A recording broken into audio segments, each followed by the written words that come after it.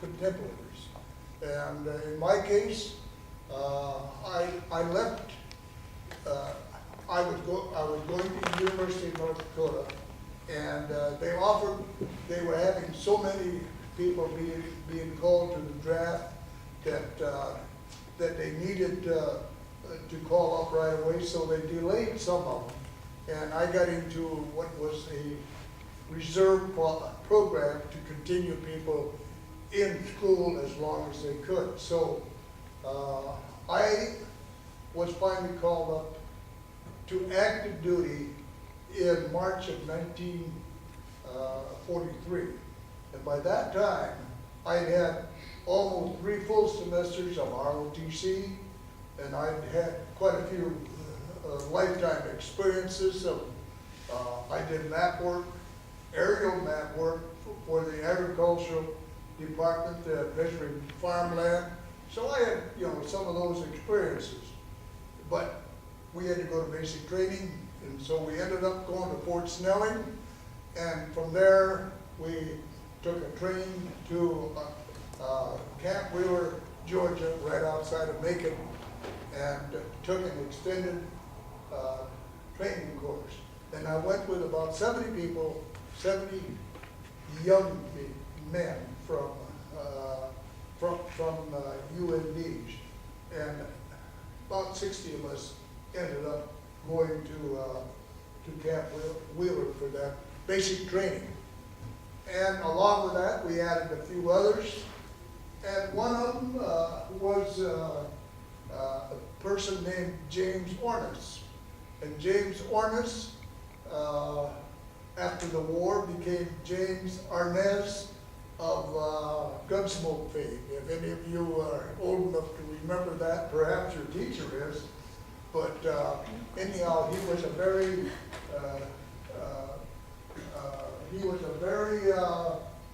well-known performer, and so he was one of those people that went to Camp Wheeler with us. And I've got my name it starts in the early '80s, and so we'd get to whatever camp we got to, even at Fort Snelling. The first thing they do was get out a roster to do to do KP, that's kitchen patrol, or to do the latrine cleaning and all of that. And they started in the alphabetical order. So the alphabetical order always included Austin, a friend of mine who lived near Hillsboro, Ashine,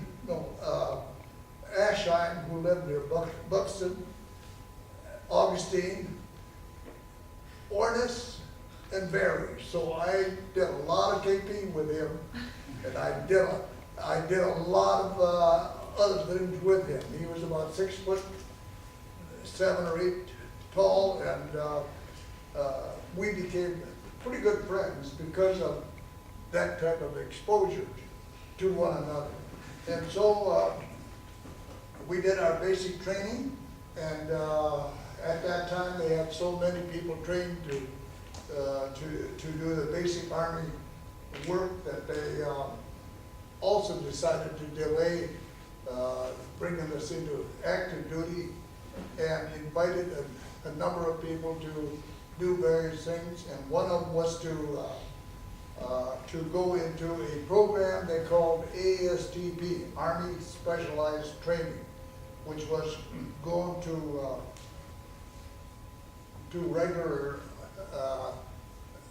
regular colleges of some renown and get additional training in engineering and in the sciences. So I went to MIT. I didn't even know what MIT was at that time. I came off from the country school and never heard of it. And I went to MIT for a period of time, and the interesting thing was that I found out that it was probably the best engineering school in the world, but I had to get there before I realized that. So I've had the privilege of being there. And when I went there were four of us from, who had been at University of North Dakota and took our basic training and then eventually ended up together. Others in my group ended up at University of Ole Miss. They ended up at Georgia Tech, at Harvard, at UConn, and so we had a nice experience through that period. Then of course, other things happened, and they did have to call us back up into the service to fill openings, vacancies that had been created in the various divisions, and to create new combat divisions to fight ground wars. So I was amongst a group that was sent to the 17th Airborne Division, and I was in the glider division or regiments of that. And Joe does have a slide probably of what a glider looked like. I can tell you that the gliders were just a light frame. They didn't have much, there was not much safety in them. They had some bars and as a frame, and around that they had just a little oil tablecloth type of material or canvas type of material, and put 13 soldiers in there and a pilot. And that was our vehicle to land into combat. This, on the picture I have one of the gliders that's been restored, and the side of it is left off so you can see what it looks like inside. This is in Minnesota. It's in Graceville. And one of my brothers helped to work on the restoration of this, by the way, but you can see by the people standing around the size of it. There were two pilots, and then the men would sit in there, and it was actually big enough where they could put a Jeep in and fly a Jeep in, or fly an artillery piece and pull behind They towed them behind a C-47, which is was later used quite a bit in World War, after World War II as a commercial plane. I think I'll probably sit something. It's going to be a long time here. If you don't mind, and if I can talk long enough, of all the times that I've been cold-free, throat problems free up until about 2 days ago, and so now I do have a little irritation in my throat, but I'm going to try to get by anyhow. So that will happen. So if you find my throat a little squeaky, that's one of the things that happen. But anyhow, I went into the glider services, ended up in Camp Forest, Tennessee, and the division was well formed. And all of the non-coms had been safely appointed, at least when they discovered they were going to get some number of MIT students in there. They quickly filled all of those positions. So we were privates, all of us were. And we were rifle carriers. I carried an M1 rifle, and we also had a second one, a Browning automatic BAR that we used, which was a 20-pound rifle, much heavier. But those were those were the things that I used, and I became an expert rifleman as a result. So we proceeded on, went to Boston and took the USS Wakefield, which had been the USS Americana, a cruise ship before World War II, and crossed to Europe and got to England and did some basic trainings there. And then on January, or about, I should back up, about the 15th of December, the Battle of the Bulls broke out.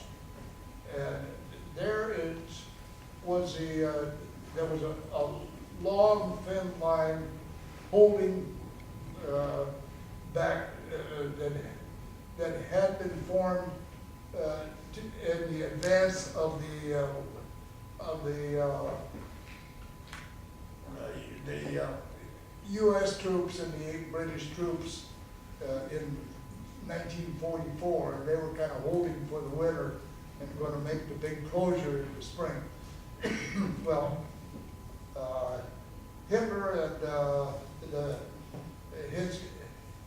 his Nazis decided that they were going to break through. They were losing the war. They were going to break through, rush far south as they could, head to Amsterdam, and close off a bunch of the British and others. And as a consequence, they would try to negotiate a fair peace. They would negotiate a peace rather than to surrender. And so they broke loose, and they were really making some headway because the American troops they had up there were inexperienced and somewhat untrained. And so as a result, they immediately started calling people, activating people, and the first thing they do is get the airborne, the shock troops. And I'm part of the airborne, but they got the 101st in to Bastogne. And you hear a lot of stories about the various people in Bastogne. And the 101st got there, surrounded the town, and protected the town, and then the Germans totally surrounded them. And this was a very critical spot in transportation of the Germans. And so the war went on, and then it became necessary that they needed reinforcements, and they needed to be they needed some security addition to protect them, but they were in a defensive mode and doing quite well. Then we were called up and flew to Europe. We landed in Europe on December 24th. Cold, cold weather. And I slept on the airport tarmac on December 24th. Now, I want to step back 1 year. My voice is a little weary, but You want some water? I got you.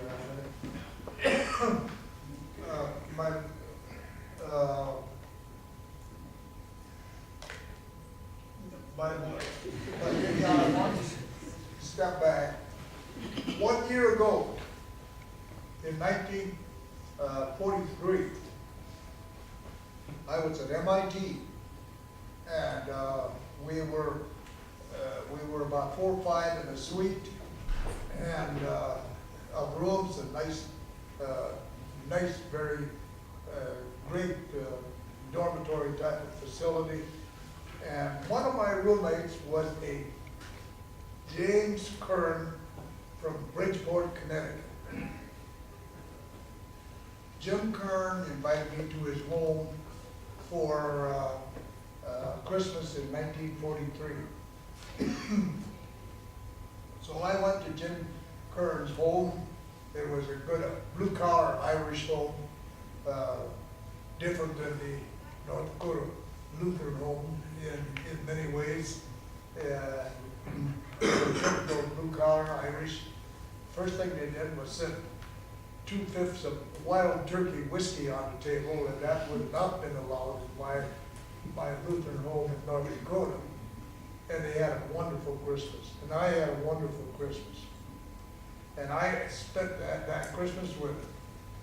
Then 1 year later, I was on the tarmac on December 24, and December 25, we started to move up into combat. We were being trucked up because there was no way that we were gonna, the weather was closing in, and there was no way they were gonna get us in there by airborne. And so we got up there and we saw all our dead soldiers laying around, frozen stiff. All, we were about 1.5 miles from Bastogne. And I watched them load these frozen stiffs on trucks. They had 2 different trucks. One they'd throw on the American forces, and the other one they'd throw on the German forces. You know, kind of sad, but that's the way it was. So, you know, I was a pretty innocent farm boy, and I hadn't been engaged in this kind of life at all. And so I went up to one of those German soldiers. He was tall, blonde, good looking, and I'd seen a lot of German in the area where I lived, and a lot of Ukrainians that looked just like him, and I was supposed to hate this guy. And I'm your age. I'm 2 years older than you are, and maybe 3. I'm not crying. It's just that I got told. I've told this story before. So I looked at him and I kicked him. I had to get angry in my soul. I had to get angry in my mind because he was my enemy. And that's kind of hard to do when you're not built that way. I was not an angry military person when I had to. So I bounced his body around a little bit, because what else can you do? You had to do something to get your nerves going. And then the next day or two, we moved into combat, and we moving forward. And we lived in foxholes. We dig a foxhole, and first we'd scrape off about 6 inches of snow, and by February 25th, we were scraping off about that much snow and digging a foxhole and sleeping in the snow. And the only thing we had was what we carried on our back or along with us. So we knew we were going to take off. It was on the morning of January 7th, and I was sleeping in a foxhole with a young man from Kansas named Tidball, Gerald Tidball. And Gerald Tidball had said before, and that night he was really had a great anxiety. Get any Kleenex, Joe? And I got a running nose, you can imagine when I'm talking. I got a couple of Kleenex. But Gerald Tidball, he and I were in the foxhole getting ready for the kickoff. And he says, you know I'm going to get killed when I get into combat. It scared me to death. He didn't want to die. He didn't want to leave this world in that fashion. So we walked into combat, and there were 55 in our platoon, and he was one of them. He was my, he and I had shared a foxhole, and as we were walking forward, getting close to the front line, we were assigned to take a hill which later became known as Dead Man's Ridge for good reasons. And he, as we were walking along, what they call our runner was kind of not walking in the path, and he tripped what they call a bouncing bed. It was A landmine. a landmine that would jump up in the air about so high and do explosives. And this landmine took out our platoon sergeant, my squad leader. It killed the squad leader of our mortar squad and injured 2 more. That was when we were about 5 or 10 minutes from the front line. And of course the Germans, the Nazis, were well aware of our arrival, and they threw everything at us. And we had to move across an open stretch and get to the top of that hill. And we got there, and Gerald, Tidball, and I were laying side by side. And the Germans were using what is commonly known as a mortar, where they walk it forward or advance. And so they'll have a line of bombing here, and then they'll click it a couple and move it forward. And so I could see it out in front of us at 100 yards. And I said, Tidball, let's get out of here. And he says, one place is as good as another. And so I left, and Tidball stayed. And our heads were about that far apart, and the explosive mortar landed right between us and wiped his face out. He had a cigarette on his left side of his face that he had lit just when I left. And his face was totally torn off, but his cigarette was there, and he was dead. Now that's the guy who, who expressed his concern about combat. Also, that same day, January 7th, on that same hill, my friend James Kern, who I had my Christmas with 1 year and 2 weeks before, he was killed. And he was about 19 years old. He was younger than I was. But he lost his life and in that same action. And that's number 2 that day. And then things got bad, and we had to retreat.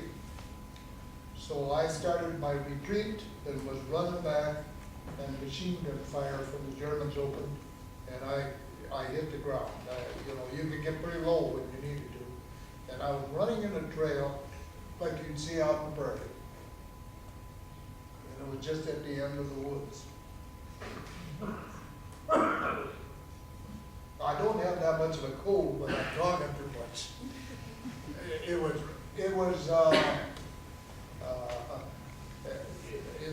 And I was, about 100 yards or less away from this machine gun, and I fell down, and I laid there, and I was going to get up and run again, and another kid named James Miller, he was what was a replacement to fill in for our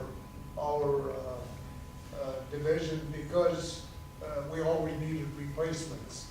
And he came in about 3 weeks before. He jumps up and starts running past me. And just as he got past me, they drilled him. And he fell forward about 3 steps ahead of me, and James Miller was dead. Now, that's my first day in action. And I did not get back to my unit until the next day, and I did retreat and find my way back to the 101st in their holes, and they pretty well saved me. And And from that point on, we bunched forward. And for about 45 days, about every third day,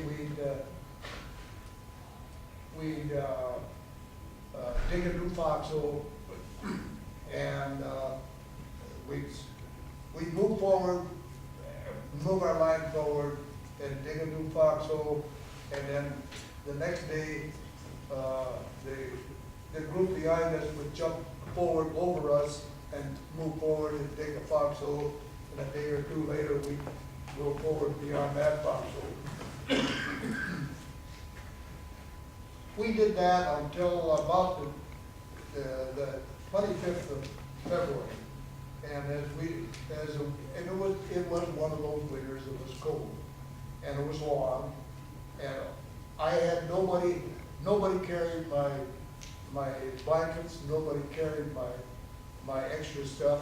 Anything we slept in is what we had on our back and what we shared with our partner in the foxhole. So, and I want to describe to you what war is like. War is hell. Now, this is not the only bad war. You had wars in Japan, you had wars in various other places that were probably just as bad, but different. And there's no question that we were fighting a war of survival, and I'm telling you how it was on that front line. And so after that period of time, we were called back, and we're going to reorganize for airborne invasion of across the Rhine River.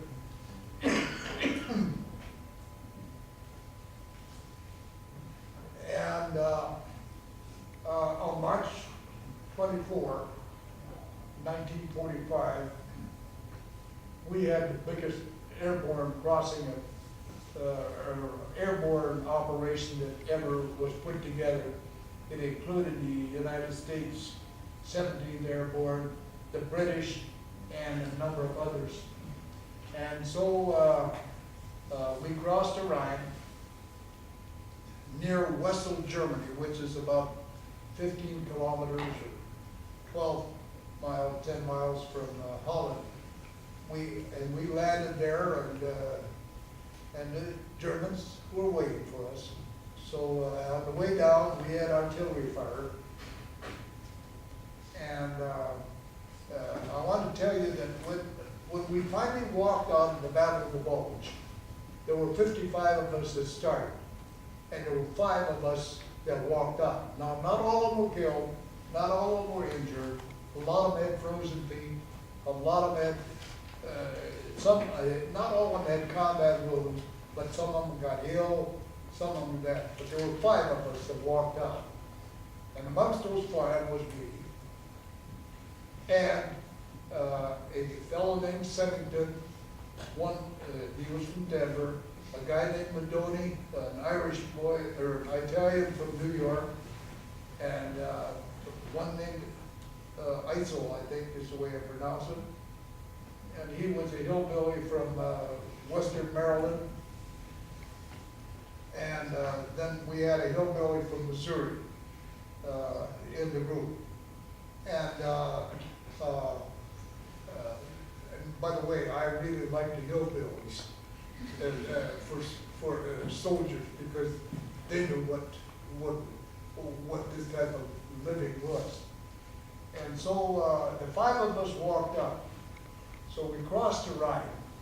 Semmington from Denver was hit with shrapnel tearing into our glider as we were landing.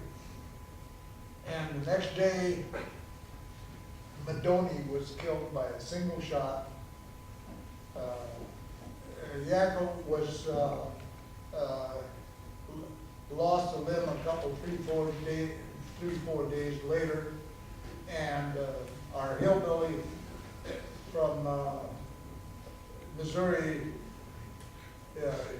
nothing could phase him. And so he survived without anything, and he survived without any casualty of any kind. 1 out of 55. I had my combat wounds on March 25 in my left arm, and I have symbols of that or memories of that here. And then I went back across the Rhine and had surgery at 2 o'clock in the morning, about on the 26th or 7th of March.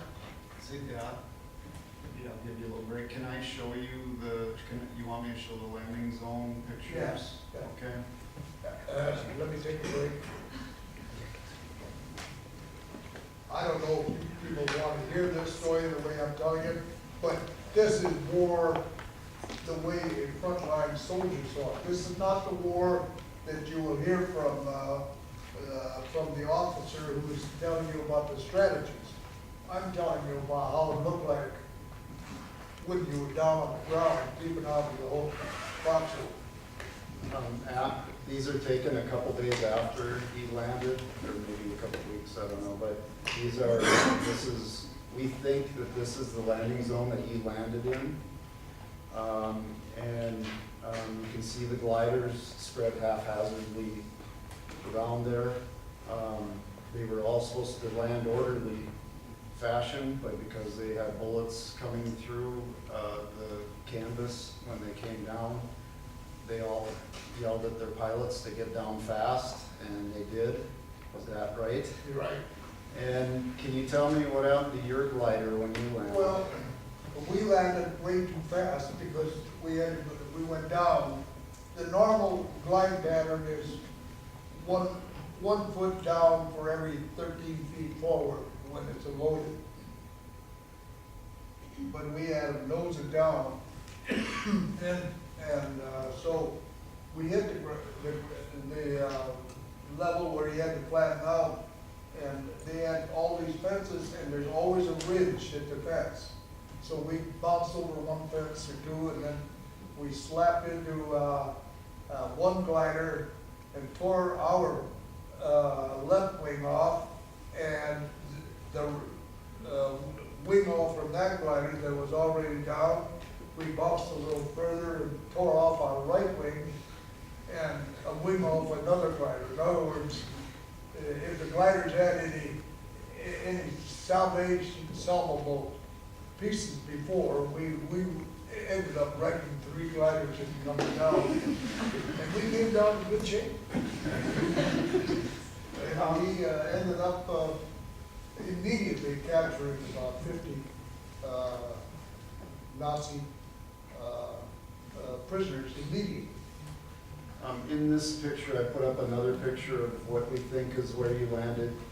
And can you tell us the significance in this spot here? There's a parachute stuck in a tree here, and kind of like you're not getting it too bright, but yeah. Here's a parachute in the tree. And this is the Isel River, and over here is the Isel Canal. and Wessel, Germany is just not too far away. And that parachute was attached to a plane carrying a jeep and 4 medical officers. And when it caught the parachute was let out to slow down the plane because they come too fast when they have that heavy a load. And so that parachute caught in the trees, and it flipped over, and it landed upside down right at the riverbank, and all the pilots and all 4 medical officers were killed right there. And I came upon that about 3 hours after we landed. So that's the first day in combat in Germany. And then you want me to say anything else about it? Okay, so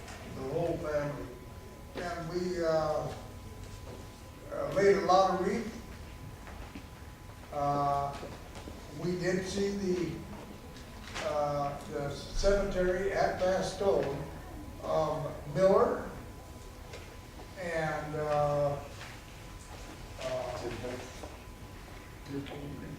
Dick Hall was there, and then another fellow that I had also encountered that I haven't mentioned, but I was engaged with someone. But I actually saw these people, I visually saw them get killed. Now, I was just about 3 years older than you are, and that was the war that we were fighting at that time. And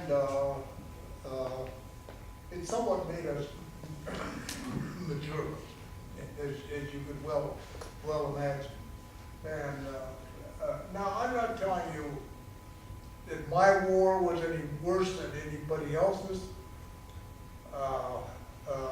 When they had these severe things, you could read some of these good books, like the Band of Brothers. You could read some of the writings that are out there. And one of the writings that I really kind of like is the one that tells about the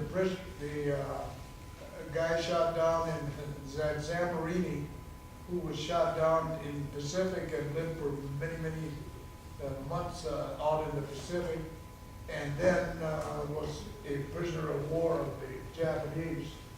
And the torture that they went through, and the misery that they put these prisoners through. You know, we didn't want to be prisoners. And I can say that, you know, in that, on that Dead Man's Ridge, as I was coming back, I ran into a friend of mine from MIT.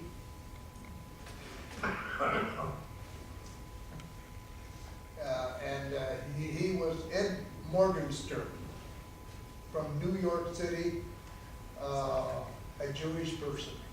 And you know, the Jews were not very thrilled about being captured by the Germans, you know, because of what was going on. And so he was a good soldier, and he got badly shot up in his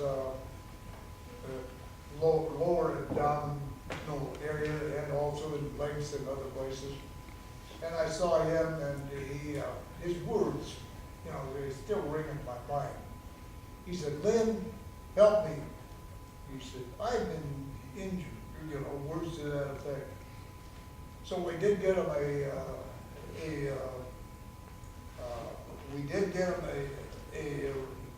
Red Cross wagon to get him out of there.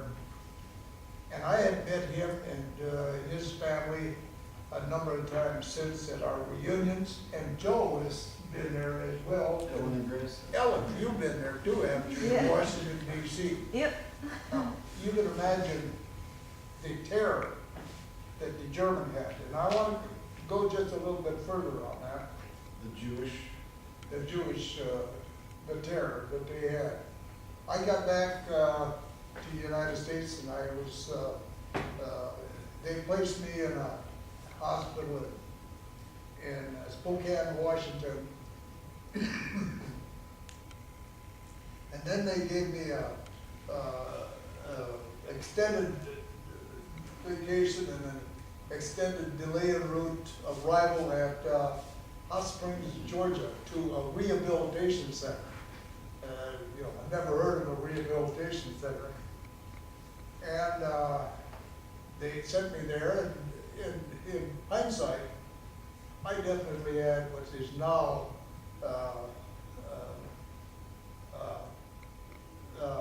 post-traumatic stress disorder, PS. You know, the post-traumatic stress disorder, PTSD. I had that, but it wasn't called that or wasn't referred to. They just said I had some nervousness, which I did. So I get to the Majestic Hotel in Hot Springs, and they have 4 people in a suite room, and there was not much therapy. The only therapy these people seemed to find was in the pubs. And so we came in, yeah, and 2 of us, and then 2 were there, and then a week later, 2 new ones came in. And there, one of them, his name was Nelson, and he was from Minnesota, and I don't know much about them, but they were kind of drunk as skunks when they came in. And, you know, I thought that they were exceptional. But then, the only people you could talk to were other veterans. That was our therapy. And when they talked about a rehabilitation center, the therapy we had was each other. And so we'd go to bed, and they'd start talking about their experience. And these 2 soldiers had been, had freed one of the camps that had been used for, what are you going to call it? The Daco type where the gassing of the Jews were. Now, we did not understand or realize that Hitler and Stalin were making total destruction of one class of people. And we did not have that in mind. But these people, when they lay there in their beds at night and talk and tell me about the atrocities that they witnessed in those camps at Dachau.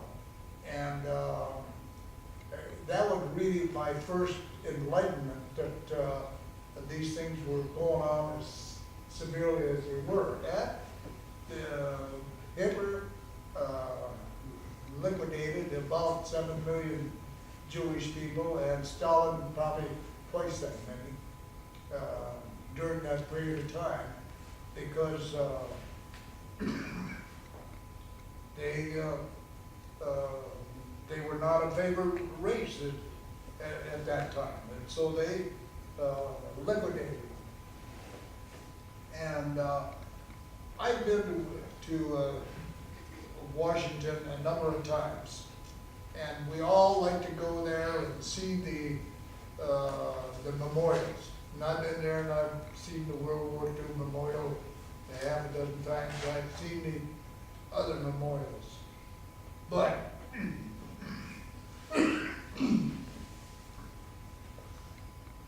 nobody should go to Washington without seeing the Holocaust Museum.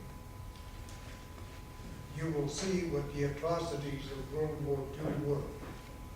You will see what destruction and inhumanity that one people does to another people.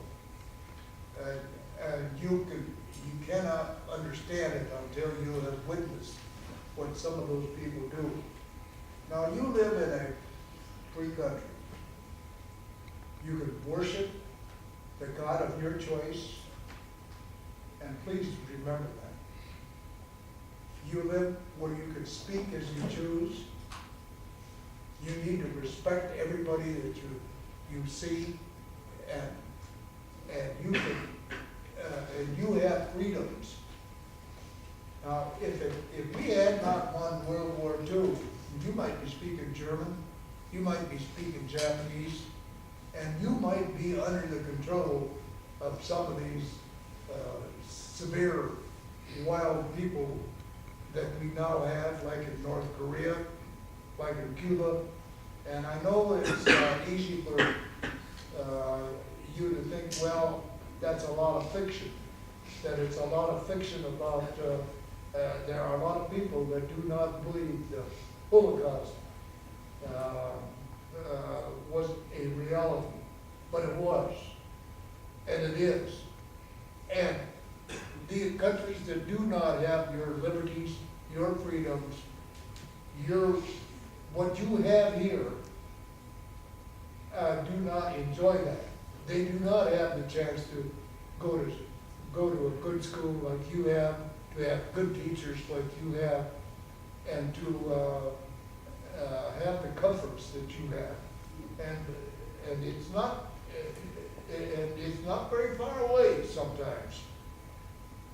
Protect your freedoms, protect your liberty, and protect your flag.